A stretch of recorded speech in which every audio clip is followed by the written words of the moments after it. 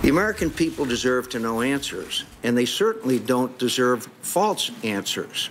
Had I been president at the time and I found that you did not read the cables from Benghazi, you did not read the cables from Ambassador Stevens, I would have relieved you of your post. And when you said, what difference at this point does it make? I'll tell you what difference it makes.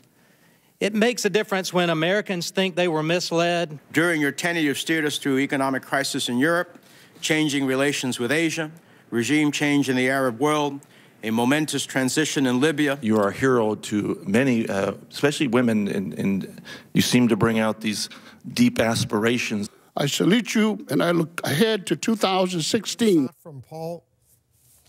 We noticed an interesting pattern at today's House and Senate hearings. Democrats gushing over Hillary Clinton, Republicans tossing hard questions, not mincing any words. One of the Republicans who was most critical of the Secretary of State, Senator Rand Paul of Kentucky. He's joining us now live from Capitol Hill. Senator, thanks very much for coming in. Thank you. Surprise, surprise, Republicans and Democrats had different viewpoints on this. No, I'm not surprised, but I was surprised a little bit about how tough you were, not just a little bit. One of the lines jumped out at me specifically, and I'll read it to you. He said, I think that ultimately, with you leaving, you accept the culpability. Then you said, for the worst tragedy since 9/11, and I really mean that. What do you mean the worst tragedy since 9/11?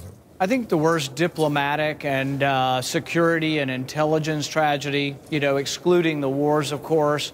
But I think it was really a judgment failure on her part, and she's in charge of the State Department. I think this problem's not over. I think in Libya, the Defense Department should be in charge of security. I think a military commander should be in charge. And this is not the same as the embassy in Paris or the embassy in Vienna. This is a war zone, and I think it was a mistaken judgment on her part.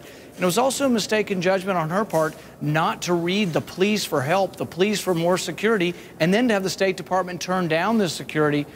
Error upon error, but really I think this precludes her and should preclude her from being in a position where she can make these judgment calls. But I've interviewed you on many occasions. I think you will acknowledge that this can't compare to the intelligence blunder, which I think you agree with, the intelligence blunder that led the U.S. to go to war in Iraq, resulting in what nearly 4,500 American troops killed, thousands of others injured, maimed. And I think that was a major, with no weapons of mass destruction, no connection with al-Qaeda. You can't compare these two intelligence blunders, can you?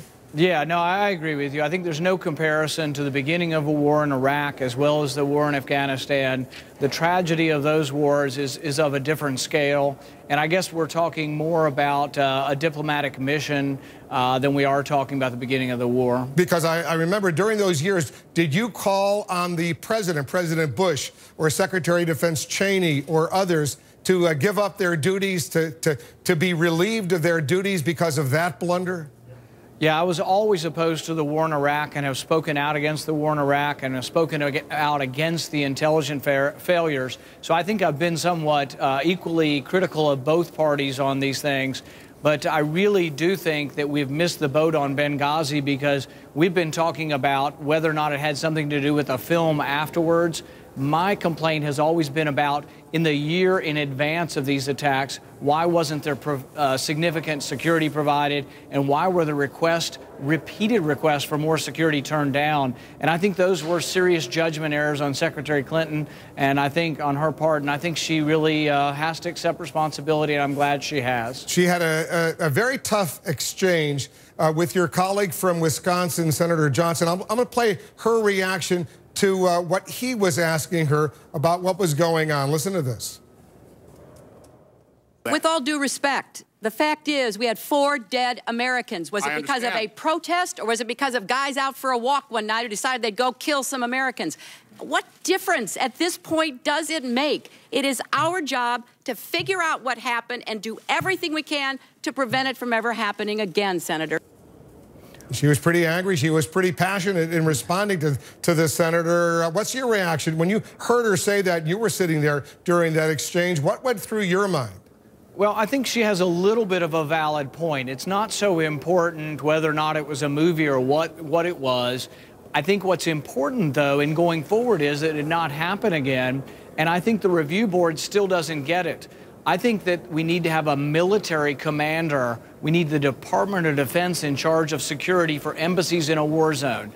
And nobody has recommended that, and I think that's where the ultimate failure is. So she has a point about the movie and all of that, I think doesn't matter so much, but what we do forward on security for Libya or for other war-torn countries, I don't think we can treat them like the embassy in Paris, and I still don't think that realization has sunk in at the State Department. I'm fearful this tragedy could be reproduced or could happen again. Are you ready to appropriate more funds for diplomatic security?